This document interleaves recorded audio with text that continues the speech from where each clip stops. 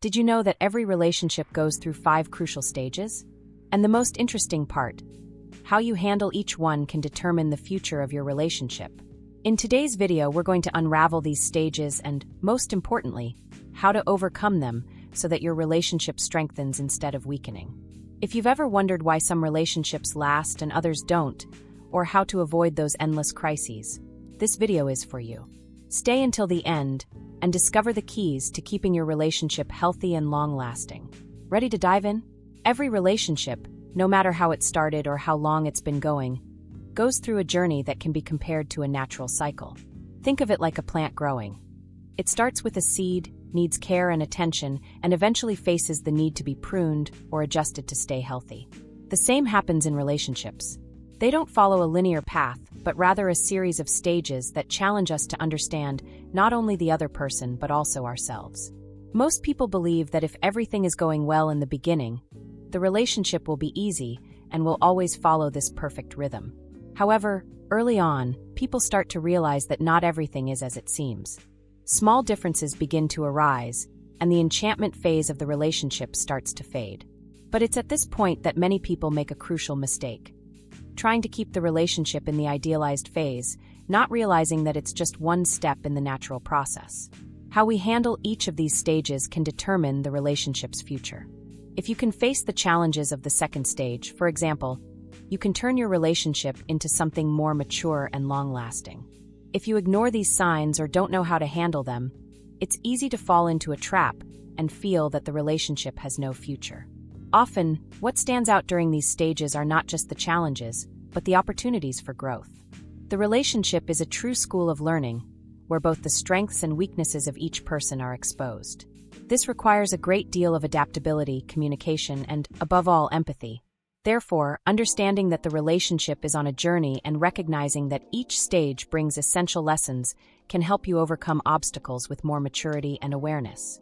No matter where you are in the cycle, the real question is, are you willing to grow with your partner and face the challenges that arise in each new phase?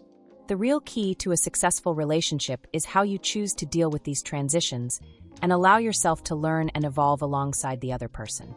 Now that we understand that relationships go through different stages, it's crucial to recognize which stage we're in. Knowing exactly what stage the relationship is in can be the difference between saving it and watching it crumble. Often, when we're immersed in a relationship, it's easy to lose perspective and start questioning everything, especially when difficulties arise. If you don't know what stage you're in, you might misinterpret your partner's actions or feelings. For example, in the second stage, the power struggle, it's very common for one partner to start feeling frustrated and seek attention, while the other may emotionally withdraw. If you don't recognize this as a normal transition phase, you may begin to feel that the relationship is no longer worth it, which can lead to a breakup. However, if you understand that this distancing is just a reaction to the natural adjustment process, you'll be better equipped to handle the situation and continue building a stronger relationship. Furthermore, recognizing the stages helps avoid emotional burnout. When you know you're going through a challenging phase, like the power struggle phase, for example, it's easier not to take actions personally. Understanding that this phase is temporary and can be overcome is a way to relieve the pressure. And more importantly, recognizing the stages allows the couple to better prepare for the upcoming challenges and for the more mature stages, where commitment and stability are key. Another important point is that by recognizing what stage the relationship is in, the couple can make more conscious decisions about how to behave. Knowing that you're in the romance stage, for example, can help you cultivate more moments of affection and tenderness, making the most of this phase before daily issues start to take up more space. On the other hand, being in the stability stage means that both partners have learned to deal with each other's flaws and can therefore invest more in long-term projects together. In summary, recognizing which stage the relationship is in brings clarity for both partners. It not only helps you handle challenges better, but also strengthens the connection and mutual understanding, preventing the couple from getting lost in the uncertainties of the path. The beginning of a relationship is one of the most exciting and, at the same time, confusing phases. Everything is new, full of discoveries, and we often see our partner in an idealized light. At this stage, it's easy to be captivated by the other person's qualities, putting them on a pedestal and ignoring small flaws or aspects that, later on, may become irritating. This romance is actually a natural phase of relationship evolution, where attraction and enthusiasm dominate. During the romance stage, everything seems perfect. Your partner appears to have all the qualities you've always wanted in someone, and the moments together are filled with emotion and pleasure. This is completely normal and happens due to the combination of hormones like dopamine and oxytocin, which create feelings of pleasure, euphoria, and attachment. These hormones play an essential role in creating a strong emotional bond and a sense of intense happiness. However, what we often forget is that this phase is intensely governed by chemistry. The way we see our partner is largely distorted by hormonal excitement, meaning we're seeing them in a very idealized way. For example, small things that might be irritating in a more mature relationship, like habits that don't match yours or different preferences, may be minimized or even ignored at this point. It's important to understand that while this phase is magical, it is also temporary. The idealized view of your partner begins to fade as the relationship progresses, and this is when many people feel lost or frustrated. As the hormones begin to stabilize, reality starts to set in. However, this doesn't mean the relationship is over or that you made the wrong choice. It simply means the enchantment phase has ended, and the relationship is getting ready for growth and maturity. So, during the romance stage, the most important thing is to enjoy this time to truly get to know the person while being aware that idealizations are temporary. The key here is not to get completely carried away by the euphoria, but instead to begin building a solid foundation of communication and mutual respect, which will be essential for the next stages of the relationship. Romance is crucial for starting the journey, but remember, the relationship has much more to offer beyond this initial phase of enchantment. The romance stage is not just something that happens by chance or merely a fun phase at the beginning of a relationship. In fact, it has a much deeper explanation, one that goes back to our evolution as a species. The intense attraction we feel at the beginning of a relationship plays a fundamental role in the perpetuation of the human species. This initial stage is, in fact, an evolutionary strategy that helps us form lasting bonds and ensure the continuity of our genetic line. Science suggests that during the romance stage, we are attracted to people with characteristics that, unconsciously, indicate a good genetic match for reproduction. For example, we may be drawn to partners who display physical or behavioral traits that are different from our own, such as complementary personality traits or immune system features. The theory is that this creates greater genetic diversity in offspring, which increases the species' chances of survival. Additionally, the romance stage is marked by a strong sense of attachment, which is crucial for forming a deep bond between partners. This attachment is mediated by hormones like oxytocin, known as the love hormone, which strengthens the emotional connection between the couple. This emotional bond is vital for the long-term survival of the relationship, especially when challenges and difficulties arise. Attachment helps partners stay united, overcoming obstacles together, and creating a stable environment for raising children, if that is the intention. From an evolutionary standpoint, the idealization of the partner during the romance phase also serves an important function. When we're in an idealization phase, we tend to view our partner in a way that helps them stand out from other possible candidates. This initial infatuation is like a filter that solidifies the attraction and desire to invest in the relationship.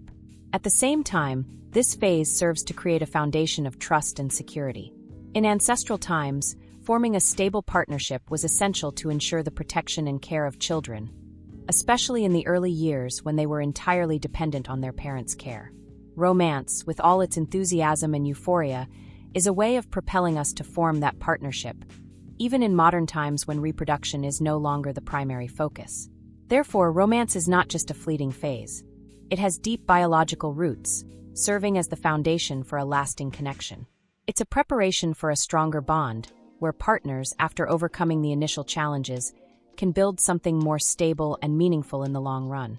Understanding this evolutionary aspect of romance can help us appreciate this early stage, while also preparing us for the transition to deeper and more mature stages of the relationship.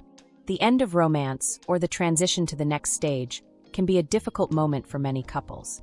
When the initial enchantment begins to fade and the idealization of the partner starts to dissolve, some may feel a sense of loss or even disillusionment.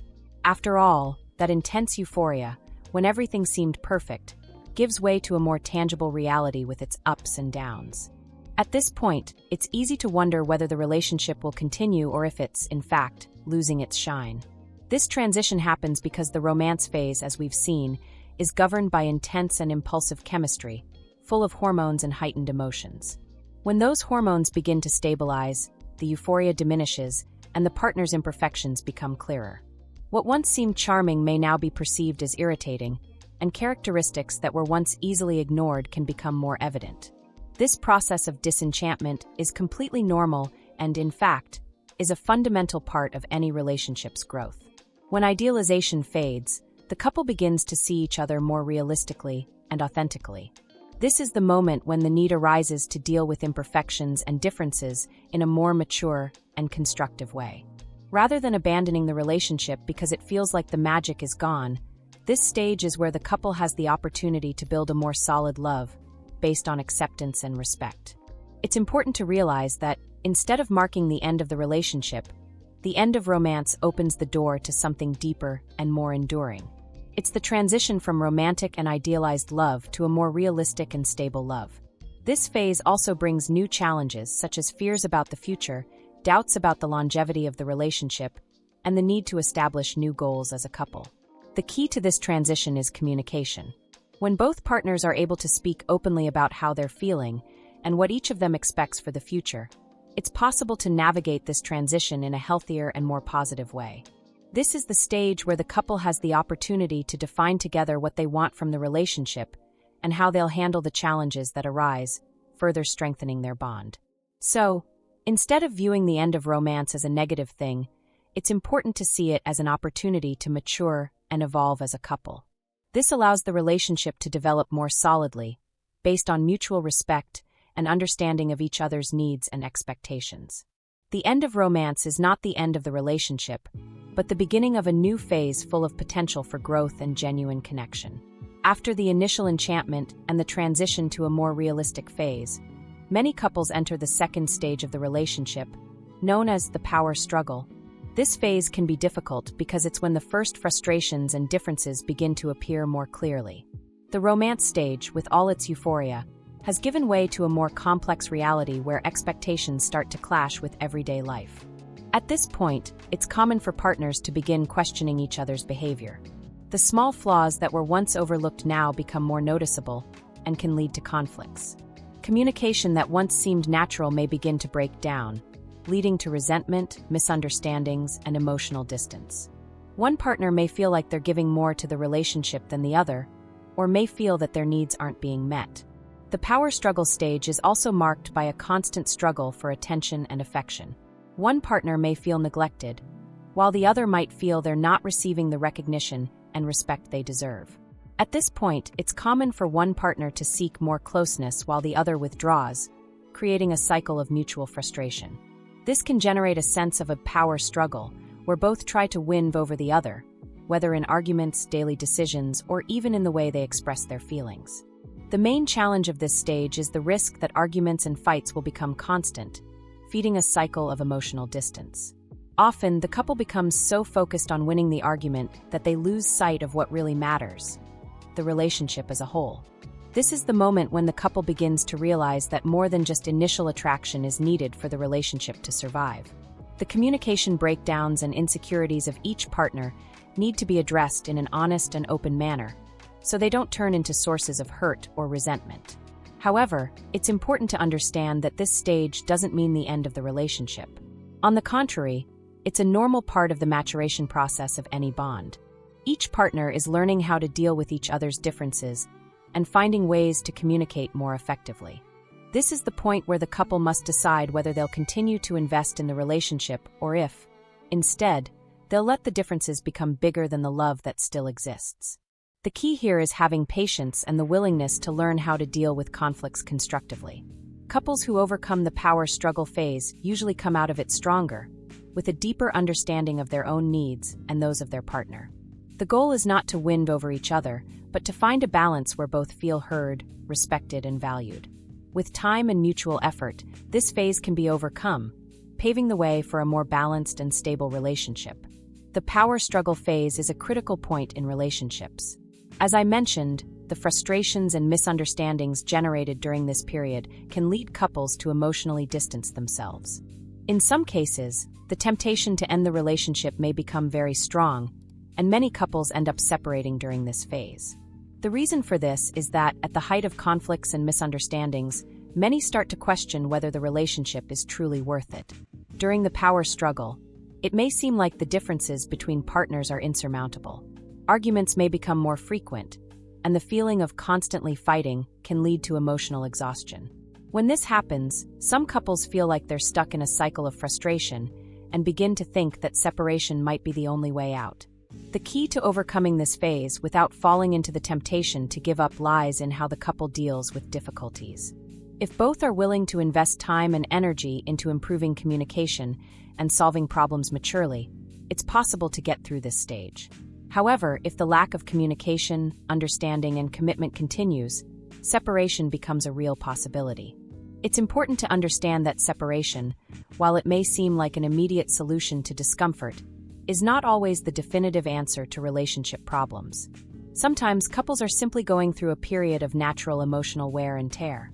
Instead of choosing to give up, the couple could seek external help, such as couples therapy, or even learn conflict resolution techniques that help them deal with differences in a healthier way. Separation doesn't have to be the final outcome of a relationship. Often, couples reaching this crisis point need time to reflect on what they truly want and what they're willing to do to overcome the challenges. Some separations may even be temporary, with the couple taking space to reflect before deciding whether to stay together or part ways. However, in some cases, separation is indeed the necessary step for the emotional well-being of both partners. If the relationship has become toxic with emotional abuse, disrespect, or other serious issues, ending it might be the best decision. Recognizing when it's time to end things is an important skill because some relationships simply are no longer healthy for either person. Finally, the possibility of separation is not a final sentence for the end of the relationship, but a part of an ongoing evaluation process. It requires reflecting on the causes of conflicts and the willingness of both partners to work on the relationship. With mutual effort, many couples emerge from this phase stronger and more connected, but in other cases, separation may be the healthiest way to move forward. What matters is that the couple is honest with themselves and each other about what they truly want for the future. After overcoming the power struggle, which is often filled with tension and confrontations, many couples enter the third stage of the relationship: stability. This stage is what many consider the moment of the relationship's maturity, where partners start to accept each other as they truly are, with all their flaws and imperfections. The intensity of the initial passion fades, but love becomes deeper, more realistic, and comfortable. In the stability phase, partners are no longer trying to win over each other or prove their worth constantly. The relationship is now well established, and each person understands the role the other plays in their life. The arguments from the past, no matter how intense they were, begin to be viewed from a new perspective. What once seemed like a major barrier or source of frustration is now something that can be resolved with more maturity and understanding. It's also during this phase that many couples begin to settle into a routine. The excitement of the beginning has faded, and the relationship becomes more predictable. While the euphoria of the early days of getting to know each other is gone, the bond that unites the partners is now stronger. At this point, the relationship is far from superficial. It's rooted in trust, respect, and mutual acceptance. One of the major challenges of this phase is the risk of falling into a routine. As the intense emotions of romance and the power struggle subside, it's easy for the relationship to fall into a repetitive cycle, where both partners settle into their comfort zones. There might be a sense that things are fine or normal, but this can be mistaken for stagnation. The key here is to keep the connection alive and renewed. Stability doesn't mean stagnation. It means the couple has found a balance where both feel secure, but are also still willing to grow and explore new ways to strengthen the relationship. Even though the intense passion may no longer be there, this doesn't mean the love has disappeared. On the contrary, in this phase, love becomes deeper and more focused on companionship, mutual support, and the small things that keep the bond strong. Many couples begin to reflect on the future during this phase. It's common to see more focus on long-term plans, such as finances, family, and other practical matters. Stability is also the phase where many important relationship decisions are made. It's the time to plan a future together, whether it's marriage, children, or significant life changes for both. Therefore, the stability phase is a time of balance, where partners accept each other's flaws and commit to the relationship in a more realistic way. Even though the initial passion has faded, love has matured, and the connection between the two has become more solid. The challenge here is not to fall into routine, but to find ways to keep growing together through new experiences and continuous learning. In the commitment phase, the couple consciously decides to build a life together. After overcoming difficulties, they are more focused on the future, making important decisions together, such as marriage or children. Trust and respect are deep, and the couple commits to facing challenges collaboratively. This phase requires accepting each other's flaws and the willingness to continue investing in the relationship with a long-term vision for mutual well-being.